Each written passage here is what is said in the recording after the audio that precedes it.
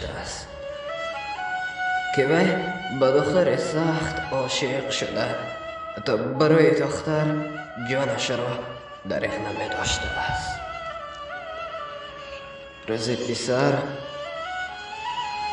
به دیدار دختر می رود و می پرسد تو مرا تا ابد دوست داشته می توانی؟ دختر جواب می گرداند می توانم و فقط یک شرط دارم.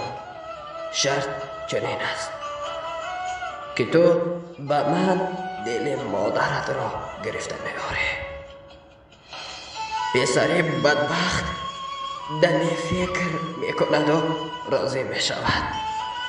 بعد به خانه می‌آید و مادر را کشته دل او را گرفته به سوی دختر می‌دود که ناگهان پایش به سنگ برخورده به زمین می افتد. در این لحظه دل مادر می گوید واه پسرم، مبادا سخت نافتیدی. برخیز باید تو به مقصد خود برسی.